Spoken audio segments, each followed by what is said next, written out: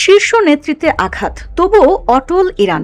আসল নিয়ন্ত্রণ এখন কার হাতে? মধ্যপ্রাচ্যের যুদ্ধ পরিস্থিতিতে একের পর এক শীর্ষ নেতৃত্ব হারিয়ে ভেঙে পড়েনি ইরান, বরং আরও সংগঠিত ও কৌশলী হয়ে উঠেছে দেশটি।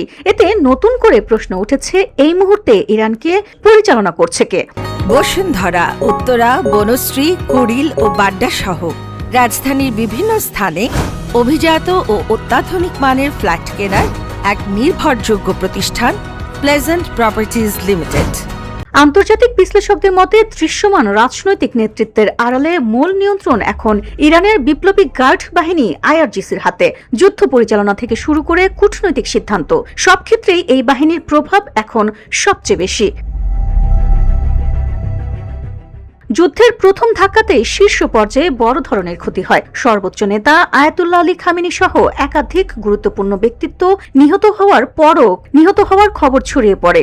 এরপরও থেমে থাকেনি তেহরান। দ্রুতই বিকল্প নেতৃত্ব গড়ে তুলে পরিস্থিতি নিয়ন্ত্রণে নেওয়া হয়।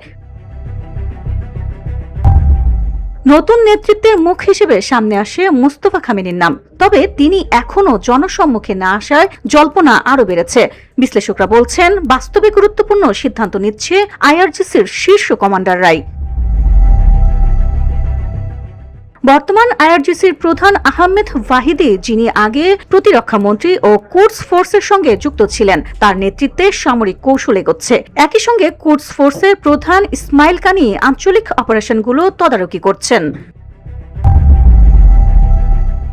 অন্যদিকে পারস্য উপসাগরের উত্তেজনার কেন্দ্রবিন্দু হরমুজ প্রণালী কার্যত নিয়ন্ত্রণ করছেন আইআরজিসির নৌপ্রধান আলী রেজা তাংশিরি। তার নেতৃত্বে এই গুরুত্বপূর্ণ নৌপথে কৌশলগত চাপ সৃষ্টি করছে ইরান।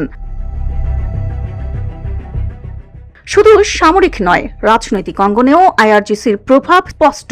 পার্লামেন্ট স্পিকার মোহাম্মদ বাঘের কালিবাফ, বিচার বিভাগের প্রধান গোলাম হোসেন মহসিন, এমন অনেক প্রভাবশালী ব্যক্তি এই বাহিনীর সাবেক সদস্য।